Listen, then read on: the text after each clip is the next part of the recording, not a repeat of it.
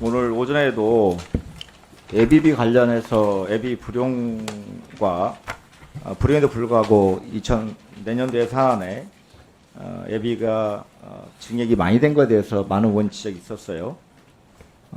2023년도 예비 불용액 알고 계시죠? 3조 3천억 불용하신 거죠? 네. 네.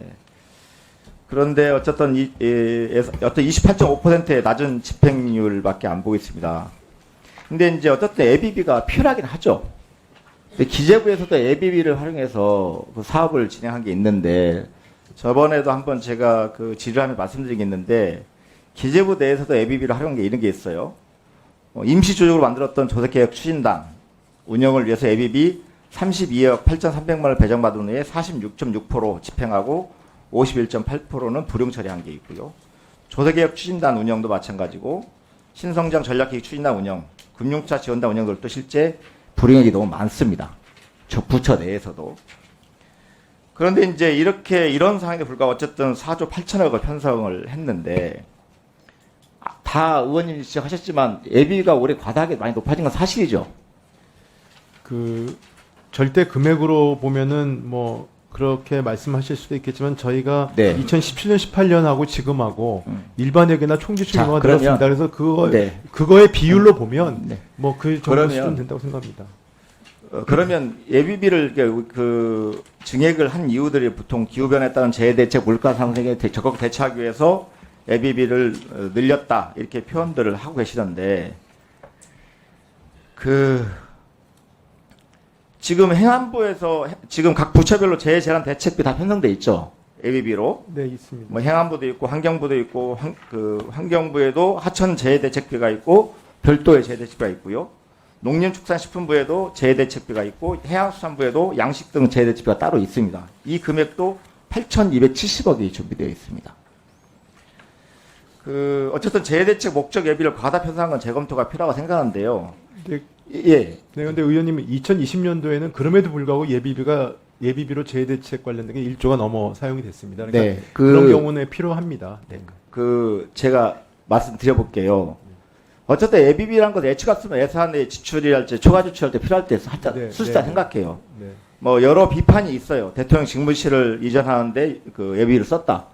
그래요. 뭐 대통령이 당선돼서 뭐 그 직무실 이전하겠다 싶으면 당연히 뭐 준비가 안 돼 있으니까 예비비 쓸 수밖에 없겠죠. 그런데 저는 이제 외교 활동에 예비비가 과다 집행된 것은 일정 문제가 있다고 생각합니다. 저도 과거에 청와대 근무해봤지만 대통령의 해외 순방이란 것은 정상 외교란 것은 1년 동안에 스케줄이 쭉 나오죠. 다자외교 관련된 부분이 있고 거기에 추가로 예기치 않게 들어가는 예산이 있을 거예요. 예를 들면 우리 장관님 다녀오셨지만 체코의 원전 수준에서 가야 되다 급하게 대통령이 가야만 수달릴 것 같다. 갈 수 있죠. 그럴 때 필요할 수 있는 거잖아요. 그래도 불구하고 그런 정도의 수준이라고 한다면 충분히 예비비를 사용한 것에 대해서 이해할 수 있겠는데 이건 너무 과합니다. 271억의 순방 예산했는데 예비비로 532억 7,700만 532억을 썼다? 어떻게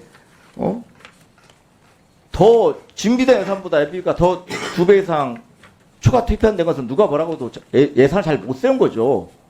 예산 어디에서 옵니까, 장관님? 일단은 의원님 2022년하고 23년 코로나가 해제되면서 그러면서 또 여러 가지 글로벌 공급망 분절 상황에서 예기치 못한 그런 정상 외교가 진짜 많이 생겼습니다. 그래서 그런 부분들은 좀 예외적인 상황이었다. 그 당시에 그런 부분들 이해를 좀 해주시면 좋을 것 같습니다. 근데 아시죠? 해외를 다녀오실 때마다 오히려 대통령이나 영부인이 해외에서 문제를 더 일으켜서 국민들에게 외교 성과를 더 깎아먹는 일이 또 많았다는 말씀 드립니다. 다음 ODA 좀 말씀드려 볼게요. 우리 경제 어렵죠, 지금 재정하는데. 네. 어쨌든 긴축재정하고 건전재정이랑 편하면서 긴축재정하고 있는 거잖아요. 지출 부정도 많이 하고 있잖아, 지금. ODA가 다른 선진국에 비해서 우리가 좀 적었던 건 사실인 거고. 그래서 늘려야 할 필요가 있는 건데, 이렇게 과다하게 늘릴 필요가 있느냐는 겁니다. 우리나라 재정이 어려운데. 그런데 이렇게 편성된 5대 예산의 집행도 보면 실제 문제가 너무 많아요. 저번에 올해 연도에 감사원에서 정보화 사업 관련해서만 감사 진행한 적 있죠. ODA 관련해서. 네. 그 내용을 감사 결과 내용 보면 엉망입니다. 법규 제정도 안 됐는데 거기다가 정보화 그 법규 개정에 따라서 정보화 시스템 구축해야 되는데 법규화 개정도 안 됐는데 법도 안 만들어졌는데 정보화 시스템을 만들어주고 옵니다. 또는 그 나라에서 기존에 개발하고 있는 전산 시스템이 있는데 우리가 또 그 뒤에 들어가서 전산 시스템을 구축해주고 와요. 그러니까 우리가 개발해준 전산 시스템을 거의 활용을 또 안 하고 있어요.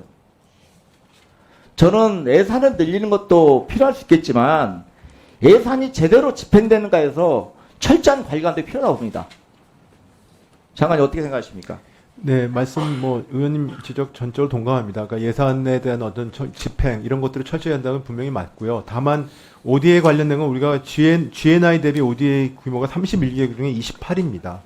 그리고 결국 ODA라는 게 또 우리의 국격의 문제도 있지만 우리 기업들이나 우리 청년들의 해외 진출에 도움이 되는 부분이 분명히 있기 때문에 이거는 해 나가되 말씀하신 대로 그러니까요. 실제로 그런 부분들의 집행이나 사후 관리 이런 우리의 건 같이 해야 재정 된다고 생각합니다. 재정 상황이 네네. 좀 여유가 있고 그래도 좀 우리가 그 회의를 도와주고 원조할 수 있는 이런 정도의 준비가 됐을 때 완벽한 준비가 아니라 그런 것들 고르게 그 형평성에 해야 될 텐데 실제 재정 지출이 거의 국내에서는 이루어지지 못하고 있는데 5대 예산만 대폭 진행한다는 것에 대해서 국민들이 인정하겠냐 이런 말씀 드린 겁니다.